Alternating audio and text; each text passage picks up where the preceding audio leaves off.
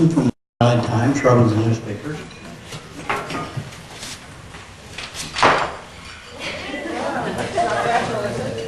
There goes your program. I'd like to introduce the Robby Award. We do it annually, except we skipped 2006. You know, they say that public speaking, you're supposed to imagine the front row naked, and it's a pretty good view from here. Not again, Tim. Adrian, Mick, I see it. Sheila Lengel is one of my staff people at the Highline Times. We love her. I sent her an email and I said, here's what I want to say at the Discoverarian party, and she rewrote it. I'm a writer, she's the average. I don't get that anyway. So I'm going to read this because I like it, actually. It says, and the Robby goes to. Now, I need to clarify something here. The Robby is an award we established a couple of years ago. This year we wanted to call it the Wobbly in honor of Jerry Robinson, who's going to be 88 in about a week. But it's still the Robby. So she says, Robinson Newspapers has historically championed the concept of community. In 2006, the company founder, Jerry Robinson, it's hard to read here, created the Robby. This award is to honor a special person whose annual contribution to the community at large through volunteerism, sponsorship, and good deeds. The first recipient was Dick Dahlgard.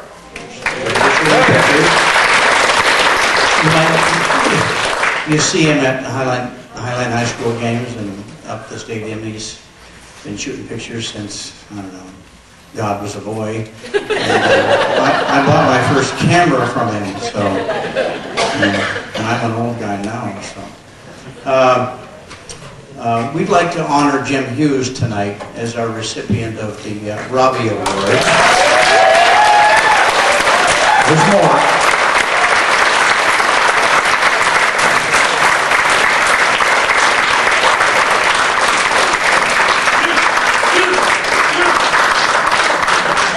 I have a list of names of people that we were working on here that I'd like to go through one at a time. All right. I won't do that. Jim won, and it's not necessary to name everybody else.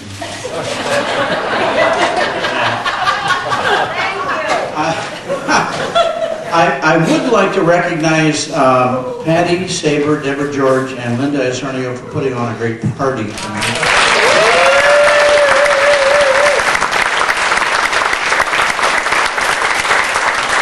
I'd like to recognize Dean Parkins because he's got a great bass voice, and they got a concert going on next week that I think you all should attend up at the Highline Auditorium up there. Stand up, Dean, because Dean Parkins got married on a song. I don't mean to be facetious, but he sang to his wife, and she married him because romance is the song is goes together. I'd like to recognize Ray Helms because Ray Helms is the perennial little leaguer. He's in the audience over here. He's never grown up. He's an institution in the baseball community. I'd like to recognize, of course, Elspeth Robinson and Jerry Robinson, who are back there on the.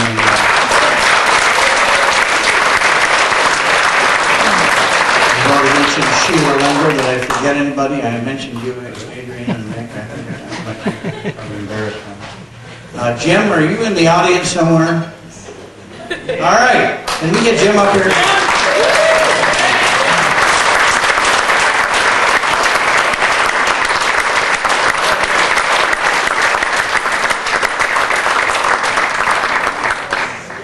The most important aspect of this award is the Robinson newspapers had, of course.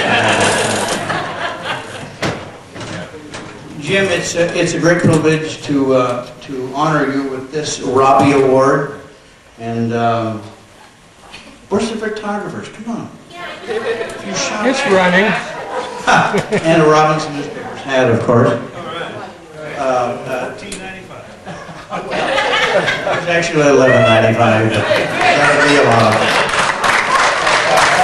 We appreciate you. A heck of a lot.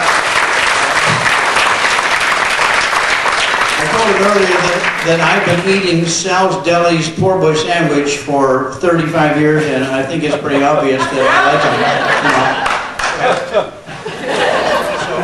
So we're going to give Jim a chance to say a few words, and we really appreciate his involvement in the community. Thank you very much.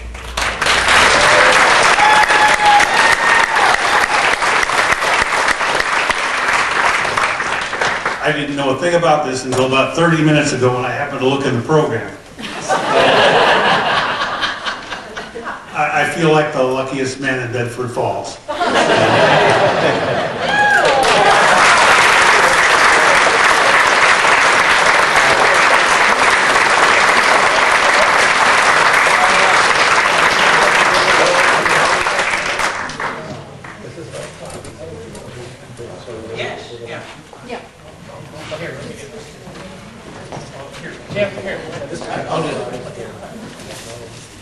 Pick up my notes. I'm sorry I was late. I just got back from New York where I was visiting with Governor Spitzer and Kristen. Oh my God! What? It was at the Ocean Club. I was innocent.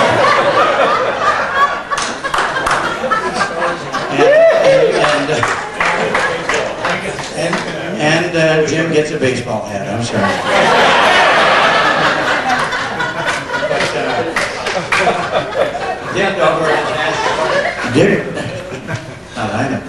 Dick Dogwart has asked a couple of folks to come up and have a few kind words about Jim.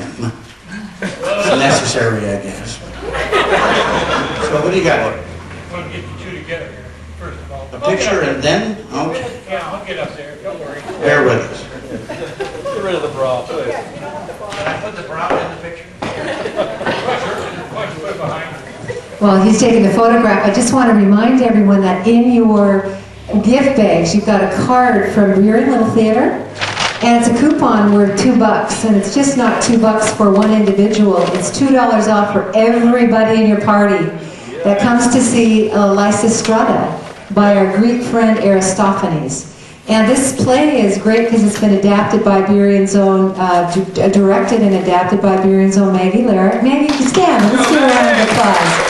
Really hard-working theater group. So, support Burion Little Theater. They're great, and you can also buy season packages. So anyway, use this coupon, folks. Your turn. Thank you. Good evening, I'm Dick Dogwart, and I'd like to say a few things about Mr. Hughes. He grew up in Seahurst, one of 12 children. One day his mother wanted to take he and some of his brothers and sisters to Seattle. They boarded a suburban transit bus in Seahurst. Jim raised such a ruckus that the driver, Al Ramey, kicked him off the bus. Jim graduated from Highline High School in June of 1966. He later joined the Army. It was the option to going to jail. I'm just kidding. He was an Army cook, so he had experience of serving hundreds of meals at a time. In 1980, he was involved with Bernard Salwitz, who started Sal's in 1969. I don't know if he was a kosher restaurant at the time. You could probably get a good corned beef sandwich on rye. I don't think you have that now, do you, Jim? Yes, we do. You do? Oh, gosh. Thursday, remind me. Anyway, Jim bought Sal's in 1980, bought in Sal's in 1980, and was Sal's partner for 10 years. When Sal retired, when Jim moved to 6th Avenue, he didn't tell the rabbi he was moving. So he closes on time on Fridays, you know, the start of the Sabbath, but he opens up on Saturdays. So anyway, that's probably why the rabbi doesn't come around. Jim estimates he has served over 500,000 sandwiches since 1980. I got one suggestion. If the rabbi does come around, you can always call it Hughes times. There you go.